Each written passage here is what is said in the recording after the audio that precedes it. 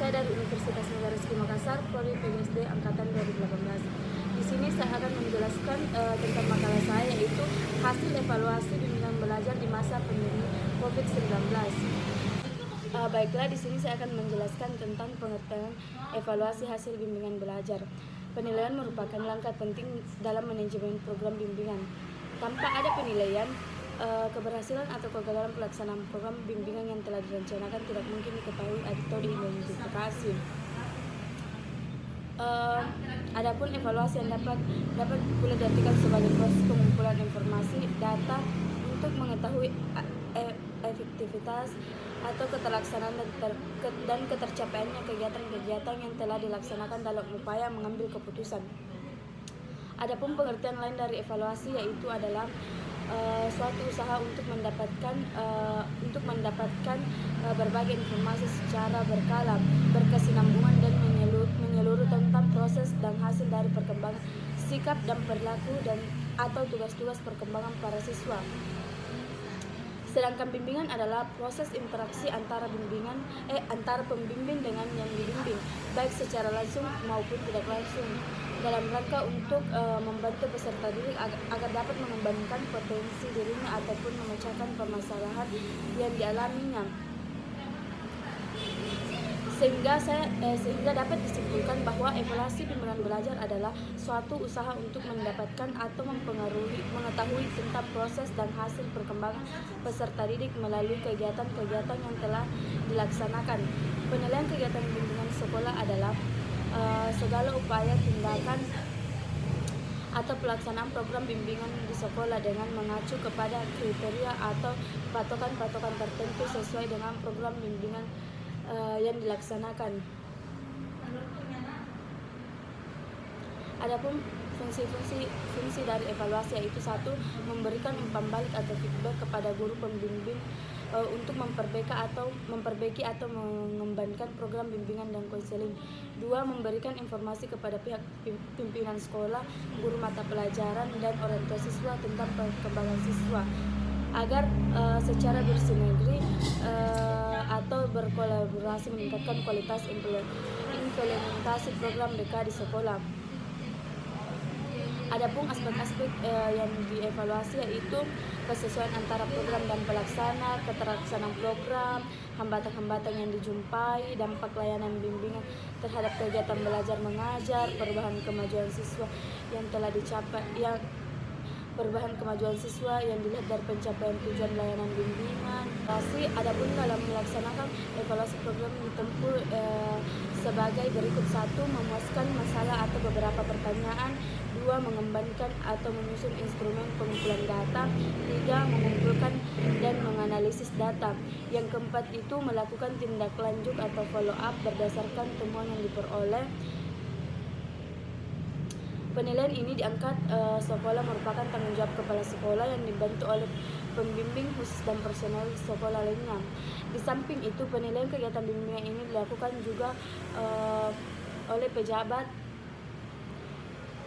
pejabat yang berwenang dari instansi yang lebih tinggi.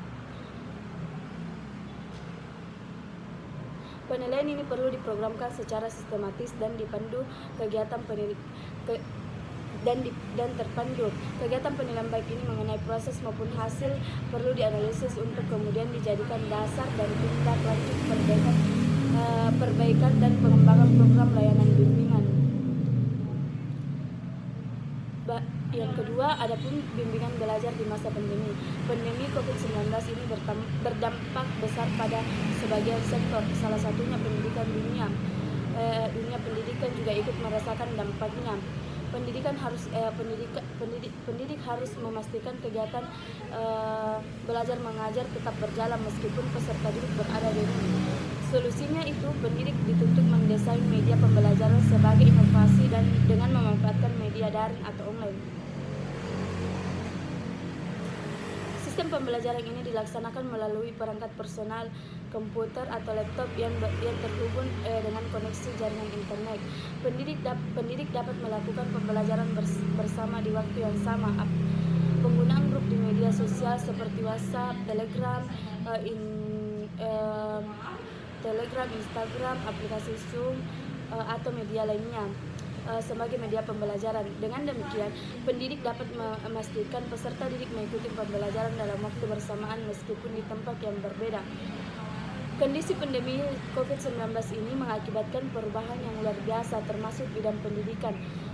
Seolah-olah seluruh jenjang pendidikan ini dipaksa bertransformasi dari rumah melalui media daring atau online.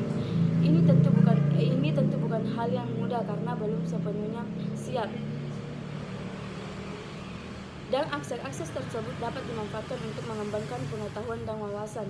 Sangat diperlukan peningkatan kualitas sumber daya manusia. Keberhasilan pembangunan negara, salah satu tolak ukurnya adalah keberhasilan pendidikan. Melalui pendidikan akan melahirkan generasi penerus yang cerdas, intelektual maupun emosional, terampil dan mandiri. Adapun pola pikir yang positif dapat membantu menerapkan media pembelajaran daring ini, yaitu menghasilkan capaian pembelajaran yang tetap berkualitas, belajar di rumah dengan menggunakan media daring, mengharapkan orang tua sebagai role model dalam pendamping belajar anak. Dihadapi perubahan sikap masa pandemi COVID ini bisa dikatakan sebagai sebuah peluang dalam sikap masa pandemi. Ketiga, analisis masalah bimbingan belajar dan solusinya. Masalah adalah suatu keadaan yang tidak diharapkan oleh sebagai penyimpan kecil dalam bidang kehidupan yang kita alami. Permasalahan ini timbul akibat adanya berbagai faktor, yaitu faktor internal dan faktor eksternal. Masalah atau problem dalam pembelajaran ini sangatlah mungkin dan ini bisa disebabkan oleh beberapa faktor. Yang pertama itu faktor internal. Yang satu yang bersifat kognitif seperti rendahnya kapasitas intelektual. Yang kedua yang bersifat afektif antara labilnya emosi dan sikap. Dan yang ketiga bersifat fisikomotor antara lain terganggunya alat indera, cacat tubuh, cacat tubuh serta kurang dan berfungsinya organ-organ perasa. Yang keempat, motivasi. Kurangnya motivasi belajar akan menyebabkan anak atau siswa malas untuk belajar. Yang kelima, konsentrasi belajar yang kurang baik. Yang keenam, rasa percaya diri.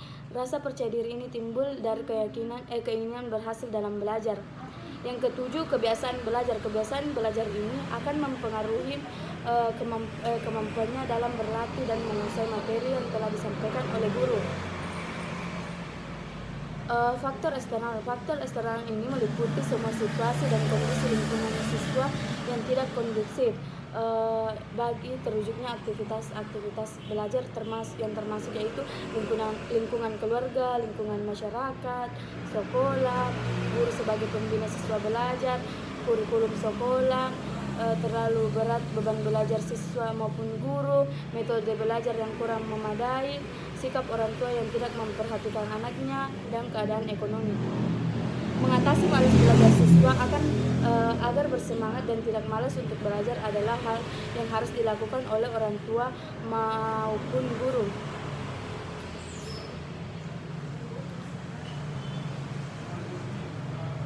Di sekolah terkadang siswa malas untuk belajar karena minat dan motivasi yang kurang dari orang tua maupun guru.